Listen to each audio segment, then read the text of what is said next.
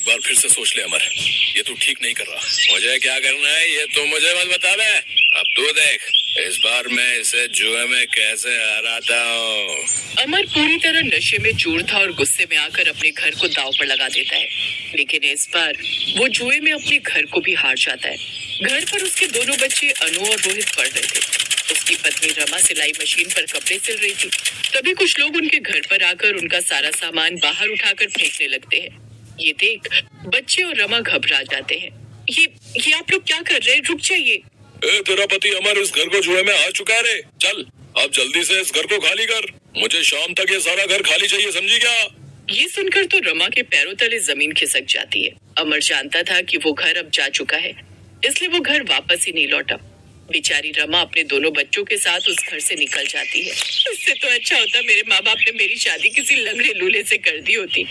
कम से कम मुझे आज अपने बच्चों के साथ यूं तो नहीं भटकना पड़ता। रमा अपने दोनों बच्चों के साथ सड़क पर बैठी होती है। तभी उसकी बेटी अनु उससे बोलती है, माँ पेट में जोरों की भूख लगी है, मुझे कुछ खाने को दो ना। घबराओ नहीं बच्चों, मैं उस सामने वाले ढाबे से खाने के लिए कुछ लेकर आती हूँ। रमा उस ढाबे वाले के पास जाती है और उससे कुछ खाना लेती है और अपने बच्चों को खाने को देती है। भाई साहब, क्या हमें आसपास यहाँ कोई रहने की जगह मिल जाएगी? हाँ रहने के लिए जगह तो मिल जाएगी, लेकिन क्या तुम्हारे पास किराया देने के पैसे हैं? हाँ थोड़े पैसे तो है। बाकी मैं सिलाई का काम जानती हूँ तो मैं सिलाई करके हर महीने पैसे कमा कमा कर किराया चुका दिया करूंगी। अब बस मुझे रहने के लिए जगह दे दीजिए। मेरे साथ दो छोटे छोटे बच्चे हैं। फिर ढाबे वाला उसे एक टूटे फूटे छोटे से घर में लेकर जाता है।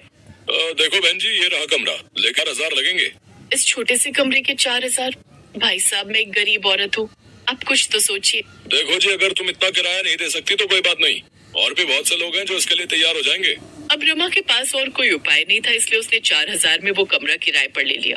वो अपने बच्चों के साथ वहीं रहने लगती है। उसने अपने घर के बाहर सिलाई वाली का पोस्टर चिपका दिया। कुछ दिन बाद उस पोस्टर को पढ़कर दो औरतें वहां आती हैं।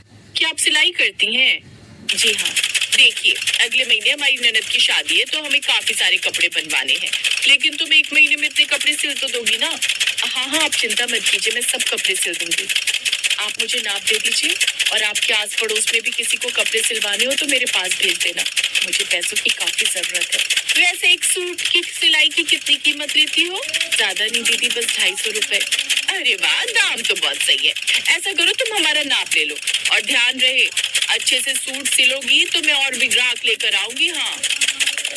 अब दिन रात आंखें गड़ाए रमा उनके कपड़े अच्छे से सिलकर तैयार कर देती है। उन दोनों औरतों को उसके सिले हुए कपड़ों के डिजाइन बड़े ही पसंद आते हैं। धीरे धीरे करके आसपास की सभी औरतें उसके पास आने लगती हैं, जिस कारण रमा अच्छी कमाई करने लगती है। वो अपने दोनों बच्चों को स्कूल भी भेजने लगती है। ऐसे ही कुछ महीने बीत जाते हैं। फिर एक रोज वो ढाबे वाला रमा से किराया लेने आता है। ये लो भाई साहब आपका किराया। उस वक्त तो ढाबे वाला यानी कि सुधीर वहां से चला जाता है, लेकिन अब वो देखता है कि सरिता सिलाई करके अच्छी कमाई कर रही है, जिस कारण वो हर महीने थोड़े थोड़े पैसे बढ़ाने लगता है। और फिर एक रोज नहीं, अब महंगाई बढ़ गई है, इतने से काम नहीं चलेगा। अब किराया 6000 लगेगा। क्या 6000? भाई साहब आप मेरी मजबूरी का फायदा मत उठाइए। आप अच्छे से जानते हैं कि मेरे लिए कितना मुश्किल है इतना किराया निकालना। मुझे अपने बच्चों की फीस और घर का राशन भी तो देखना होता है। तो मैं क्या करूं? ये कोई धर्मशाला है क्या जो तुम्हें यहाँ रहने दूं? ये कहकर वो उसका सामान उठाकर फेंकने लगता है। नहीं भाई साहब ऐसा मत कीजिए। भाई साहब। उसकी आवाज सुनकर उस मोहल्ले की औरतें बाहर आती हैं। अरे ये मुआ सुधीर तो है ही ऐसा। इसके यहाँ जो भी किराएदार आता है उनके साथ वो ऐसा ही करता है, हर 2-2 महीने में किराया बढ़ाता जाता है। लेकिन रमा तुम चिंता मत करो, हम नहीं चाहते कि तुम यहाँ से जाओ। हाँ बिल्कुल, और अगर तुम चाहो तो मेरे घर में एक कमरा खाली पड़ा है, तुम वहाँ रह सकती हो। लेकिन हाँ बदले में तुम्हें मेरे सारे कपड़े मुफ्त में सिलने होंगे। आपका ये एहसान मैं कभी नहीं भूलूंगी। अब सभी औरतें रमा का सामान उठाकर लता के उस खाली कमरे में रख देती हैं। अब रमा उसके यहाँ रहकर अपना सिलाई का काम जारी रखती है। 1 महीना पूरा होते ही वो लता के पास कमरे का किराया लेकर जाती है, लेकिन जिसे लेने से वो इनकार कर देती है। नहीं रमा, मैंने कहा था ना मैं तुमसे किराया नहीं लूंगी। लेकिन क्यों दीदी, आप मुझसे किराया क्यों नहीं ले रही? वो इसलिए क्योंकि जो जिंदगी तुम जी रही हो वही मेरी माँ ने भी जी थी। उसने भी हमें सिलाई करके किराए पर रखकर जैसे तैसे पाला था। चाचा चाची ने मेरे पिता के गुजरने के बाद धोखे से सारी जमीन अपने नाम कर ली, जिसके बाद मेरी माँ ने दर दर की ठोकरें खाकर हमें पाला पोसा। मैं तुम्हारा दर्द अच्छे से समझ सकती हूँ कि किस तरह तुम ये सब झेल रही हो। मैं बस इतना चाहती हूँ कि तुम अपने बच्चों को पढ़ाओ, लिखाओ और उन्हें काबिल बनाओ। जिस दिन तुम्हारे बच्चे काबिल बन जाएंगे, उस दिन मेरा तुमसे सारा किराया वसूल हो जाएगा। आपका बहुत बहुत शुक्रिया बहन। उस दिन से रमा और भी ज्यादा मेहनत करती है। अब दिन रात एक करके वो सिलाई का काम और भी बढ़ा लेती है और दिन रात मेहनत करके नए नए डिजाइन के कपड़े सिलती है, जिससे उसके पास और भी ग्राहक बढ़ जाते हैं। दोनों बच्चे भी अपनी गरीब सिलाई वाली माँ को देखकर खूब मेहनत करते हैं और दिल लगा कर पढ़ते हैं। अमर कभी लौट कर नहीं आया और ना ही बच्चों ने और रमा ने उसकी कोई खबर ली, क्योंकि अमर अक्सर उनसे मारपीट करता था, जिस कारण रमा को भी उससे नफरत हो गई। ऐसे ही समय बढ़ता गया। अब उसके दोनों बच्चे बड़े हो गए। रमा ने उन दोनों का एडमिशन एक बड़े कॉलेज में करवा दिया। फिर कुछ साल बाद, माँ, आज तुम्हारे कारण मैं एक टीचर बन गई और मेरी सरकारी नौकरी लग गई है।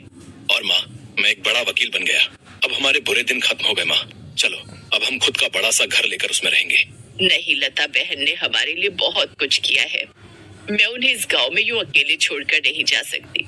उनकी कोई संतान भी नहीं है और भाई साहब का भी निधन हो गया है। हमारे बिना वो अकेली हो जाएगी। बिल्कुल ठीक कहती हो माँ। लता मासी भी हमारे लिए माँ समान है। हमारे बुरे वक्त में उन्होंने ही हमारा साथ दिया था। हाँ माँ, इसलिए वो भी हमारे साथ ही रहेंगी, हमारे बड़े घर पे। हम दोनों भाई बहन उनका और आपका खूब ख्याल रखेंगे। अनु की बात सुनकर रमा बहुत खुश होती है। वहीं पीछे खड़ी लता भी ये सब सुन रही थी। ये सब सुनकर उसकी आंखों में आंसू आ जाते हैं। अब वो सभी एक बड़े से घर में रहते हैं, जहाँ सुख सुविधा की हर चीज होती है। अब वो सभी खुशी खुशी रहने लगे।